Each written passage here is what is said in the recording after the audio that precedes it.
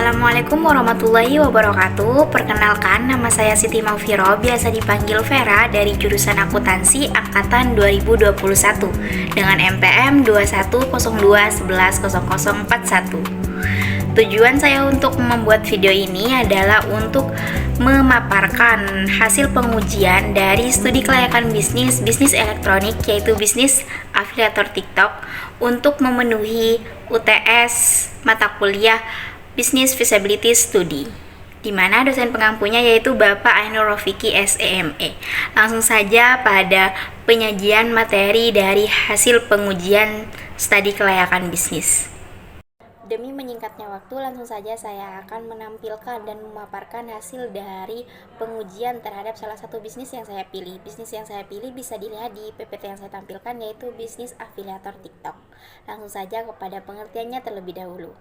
Baik, yang pertama kita harus mengetahui secara sederhana terlebih dahulu deskripsi bisnis yang saya pilih, yaitu bisnis afiliator TikTok.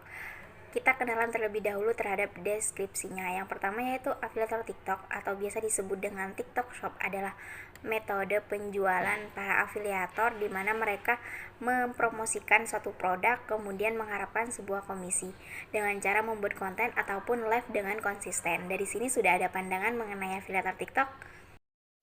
Dan saya yakin kalian, apalagi para anak muda, sudah tidak asing lagi dengan yang namanya afiliator TikTok. Karena sekarang ini lagi marak-maraknya bisnis yang satu ini dan banyak sekali yang sukses berkecimpung di bisnis yang ini. Langsung saja kita hubungkan kepada kelayakan studi bisnis afiliator TikTok yang diuji melalui 5 aspek. Aspek pertama yaitu aspek ekonomi budaya, yang kedua yaitu aspek pasar dan pemasaran, yang ketiga yaitu aspek manajemen, yang keempat yaitu aspek keuangan, dan yang kelima yaitu aspek legalitas hukum. Pasti di sini kalian bertanya-tanya, apa sih aspek ekonomi budaya, aspek keuangan, dan aspek lainnya? Mari kita telaah satu persatu. Yang pertama yaitu aspek ekonomi dan budaya. Dalam aspek ekonomi dan budaya, fokus studi kelayakan bisnis adalah analisa dampak pendirian perusahaan terhadap lingkungan sekitarnya. Dengan didirikannya sebuah perusahaan tersebut di suatu lingkungan, apakah mempengaruhi adat istiadat daerah tersebut atau tidak? Kemudian apakah mempengaruhi suatu ekonomi lingkungan tersebut atau tidak. Nah, dari hasil pengujian bisnis elektronik ini, dari aspek ekonomi budaya itu bisa dikatakan layak. Mengapa demikian? Karena afiliator TikTok merupakan aplikasi dengan cara mempromosikan sekreatif mungkin, maka tidak ada pengaruh terhadap lingkungan sekitar, dan hal tersebut biasanya tergantung terhadap afiliatnya sendiri.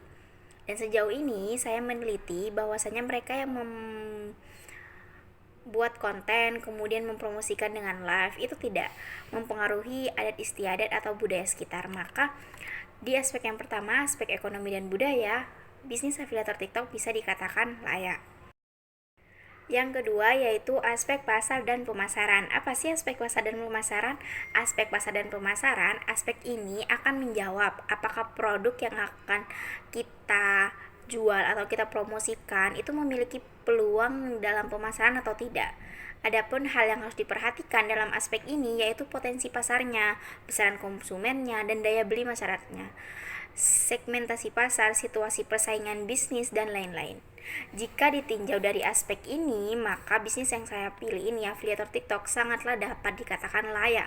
Sebab mengapa demikian? Karena sudah banyak review atau survei yang membuktikan bahwasanya potensi pasar di sini sangatlah tinggi, serta daya beli yang sangat tinggi. Mengingat semua orang sekarang sudah memakai TikTok Shop sebagai marketplace mereka, dan kemudian banyak pengguna TikTok Shop yang sudah kenal ataupun sudah mulai berbelanja, sehingga pemasaran di sini bisa dikatakan sangat luas. Kemudian survei lain membuktikan bahwasanya para afiliator TikTok dapat mendapat komisi dalam waktu pendek, itu bisa mendapatkan banyak komisi. Misalkan kalau dianalisis atau diuji dari salah satu afiliator TikTok, kalian sudah pasti tidak asing lagi seperti Kak Maiden yang saat live mempromosikan dengan caranya tersendiri sehingga mendapatkan komisi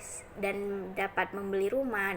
Dari situ dapat dilihat bahwasanya aspek pasar dan pemasaran dalam afiliator TikTok itu sangatlah tinggi dan dapat dikatakan layak. Kemudian kita move ke aspek yang ketiga, yaitu aspek manajemen. Analisa studi kelayakan pada aspek manajemen merupakan aspek dasar yang harus diteliti. Karena bagaimana operasional perusahaan mulai dari pembangunan hingga pengembangan diteliti dalam aspek ini. Bahkan, aspek manajemen juga mencakup manajemen sumber daya sehingga finansial perusahaan. Jika ditinjau dari aspek yang satu ini, manajemen bisnis atau menjadi afiliator TikTok itu manajemennya sudah sangat jelas, pembagian komisinya juga aman. Sejauh ini belum ada permasalahan mengenai aspek ini, maka dari itu bisnis afiliator TikTok saya katakan layak dalam aspek manajemennya. Kenapa? Karena afiliator TikTok ini kan salah satu program dari aplikasi TikTok itu sendiri, dan aplikasi TikTok itu sendiri sudah resmi terdaftar di OJK dan lain-lain. Kemudian aspek yang keempat, yaitu aspek keuangan. Berbicara tentang bisnis tentunya tidak terhindar dari yang namanya modal, sehingga aspek keuangan dalam studi kelayakan bisnis ini bisa menjadi salah satu penentu nasib bisnis Anda di masa sekarang dan yang masa akan datang. Dibutuhkan ketelitian dalam proses penganggaran, anggaran perencanaan bisnis yang matang. Dalam bisnis ini, modal yang diperlukan yaitu hanya gadget, niat, kemudian paket internet. Itu juga kita bisa mengajukan sampel gratis, kemudian tinggal kita promosikan melalui konten ataupun video live TikTok. Nah, di sini bisa kita baca ataupun bisa kita lihat bahwasanya modal yang dibutuhkan itu sangatlah sedikit, sedangkan komisi yang dijanjikan itu adalah persenan. Nah, dari sini kita bisa mengambil kesimpulan bahwa dari aspek keuangan ini bisa dikatakan layak karena dengan modal paket internet, handphone, kemudian sampel gratis, mengajukan sampel gratis atau kita membeli sampel, itu akan balik modal bahkan lebih ketika konten kita sudah sekreatif mungkin FYP maupun sudah membuat jadwal live dengan konsisten, dan itu tergantung dari afiliatornya sendiri bagaimana kita berusaha untuk mendapatkan komisi yang tinggi. Jadi aspek keuangan ini saya katakan layak. Kemudian aspek yang terakhir yaitu aspek legalitas hukum. Jika ditinjau dari aspek yang terakhir, maka bisnis afiliator TikTok ini sudah sangat dikatakan sebagai layak. Mengapa demikian? Karena bisnis afiliator TikTok itu kan salah satu program dari bisnisnya TikTok.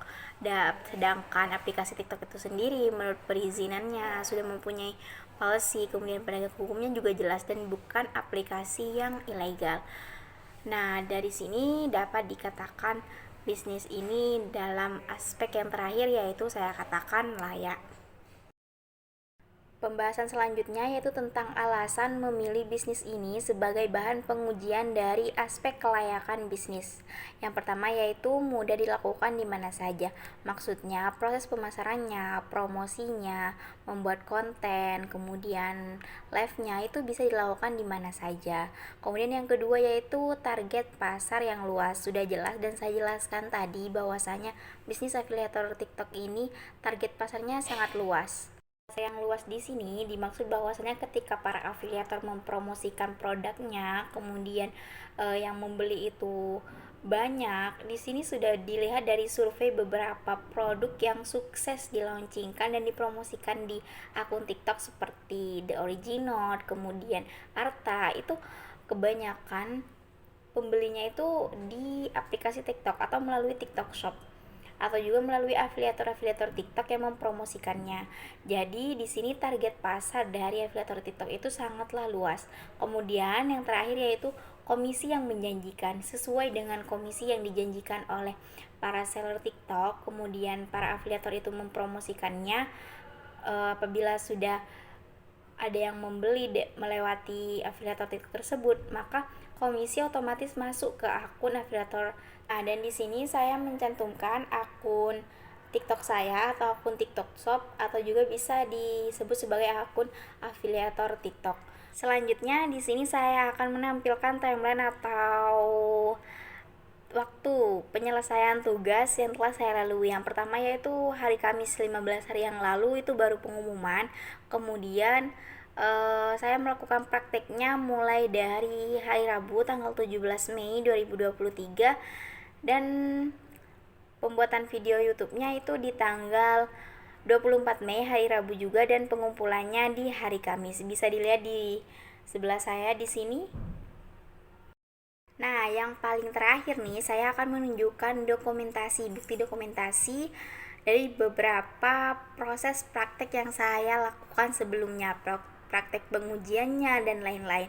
Ini saya screenshot dari akun saya sendiri. Ini nama akun saya, akun TikTok saya, bisa kalian cari. Nah, di sini komisi sementara saya selama 1 minggu. Setelah saya mempromosikan suatu produk, komisi itu langsung masuk. Seperti yang saya bilang tadi, di sini tercantum 15.855. Kemudian saat melakukan live, bukan hanya mendapat komisi dari produk kita yang terjual, tapi ada beberapa orang yang menonton live kita kemudian mereka memberikan gift. Nah, di situ merupakan reward saat live. Di sini saya mendapatkan sekitar 0,27 dolar. Lumayan kan? Nah, sudah sampai di sesi penghujung di mana saya akan menarik kesimpulan dari penjelasan saya dari pengujian studi kelayakan bisnis terhadap bisnis elektronik, yaitu bisnis afiliator TikTok. Bisa dikatakan layak dari 5 aspek tadi. Yang pertama yaitu aspek legalitas hukum, ekonomi budaya, pasar dan pemasaran, keuangan maupun manajemennya. Saya tadi sudah jelaskan secara detail. Kemudian yang terakhir yaitu saya sangat merekomendasikan kalian para anak muda khususnya untuk mengambil peluang untuk menjadi affiliate TikTok karena komisinya sudah sangat menjanjikan. Ataupun kalian yang sudah menonton video YouTube ini sudah menjadi affiliate TikTok. Nah, maka dari itu berbagi pengalaman bagi kita semua. Silahkan kalau ada tanya-tanya, silahkan langsung diketik di kolom komentar. Itu saja dari saya. Kurang lebihnya saya mohon maaf. Wassalamualaikum warahmatullahi wabarakatuh.